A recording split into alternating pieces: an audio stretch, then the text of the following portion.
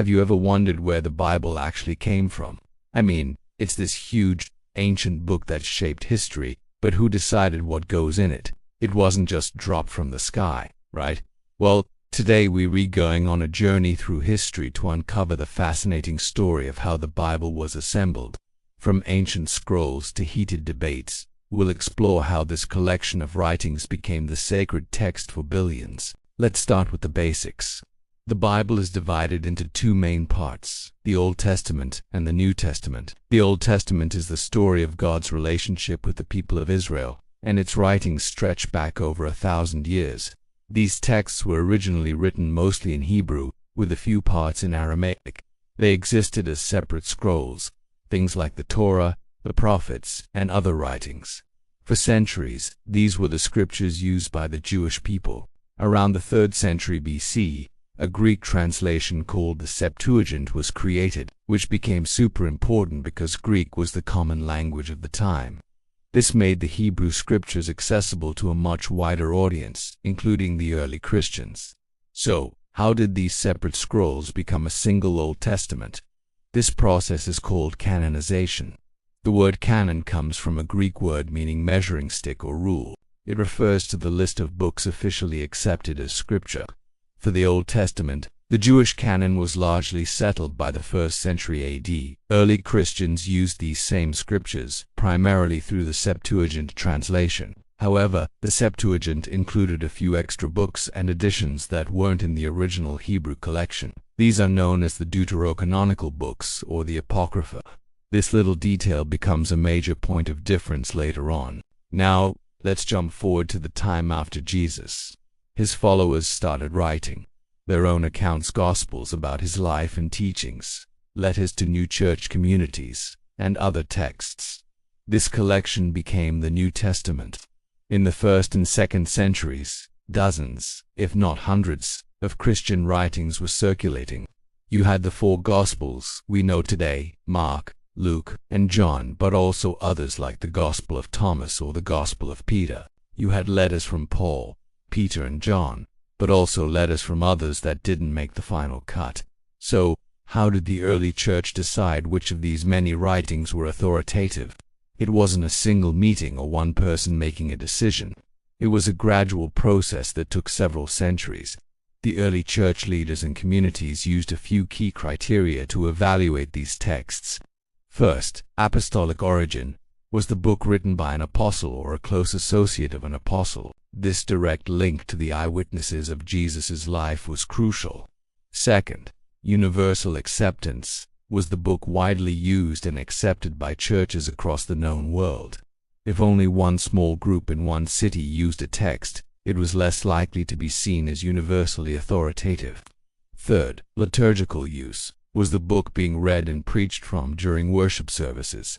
This showed that the community found it spiritually nourishing and true. And finally, consistent message. Did the book's teachings align with the core Christian faith that was being passed down orally and through the accepted apostolic writings? Texts that contradicted the established understanding of Jesus and the gospel were rejected.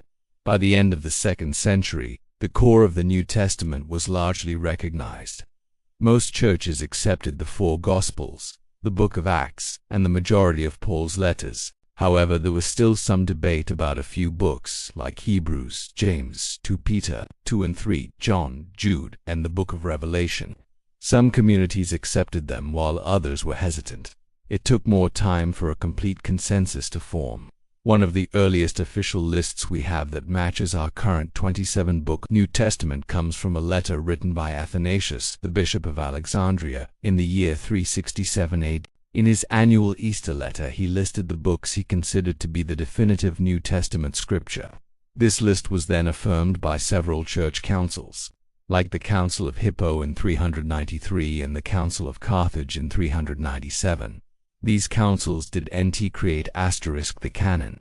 Rather, they officially recognized the books that the church had, by and large, already come to accept as inspired scripture through long-standing use and prayerful consideration. They were essentially stamping the seal of approval on a consensus that had been building for generations. So we have the Old Testament and the New Testament. But if you pick up a Catholic Bible and a Protestant Bible, you'll notice the Old Testament sections are different sizes. Why is that? This brings us back to those deuterocanonical books we mentioned earlier, books like Tobit, Judith, and 1st and 2nd Maccabees. These were part of the Septuagint, the Greek translation of the Old Testament that the early church used. For over 1,000 years, most Christians considered these books part of their scriptures. The Catholic and Eastern Orthodox churches have always maintained their place in the Old Testament. The change came during the Protestant Reformation in the 16th century. Martin Luther and other reformers wanted to return to the original sources. They looked at the Hebrew canon, which did not include these extra books. Luther argued that since the Jewish scribes hadn't accepted them as part of their primary canon, they shouldn't be considered on the same level as the other Old Testament books. He didn't discard them entirely. He placed them in a separate section between the Old and New Testaments called the Apocrypha, which means hidden things, describing them as books that are not considered equal to the Holy Scriptures but are useful and good to read. Over time, Protestant publishers began to omit this section altogether to save on printing costs, which is why most Protestant Bibles today don't include them. The Catholic Church, in response to the Reformation, officially reaffirmed the canonicity of the deuterocanonical books at the Council of Trent in 1546, solidifying the difference that exists to this day. So, to recap this incredible journey, the Bible is a library of books, written by many authors over thousands of years. The Old Testament canon grew out of the sacred traditions of ancient Israel. The New Testament canon was formed over several centuries as the early church identified the writings that were directly linked to the apostles and faithfully conveyed the message of Jesus. This process wasn't arbitrary. It was a careful, community-driven effort to preserve the authentic Christian message. The differences in modern Bibles reflect historical debates about which ancient texts should be included in the Old Testament. The story of the Bible's formation is a powerful reminder that it's a book with a very human history, guided by faith.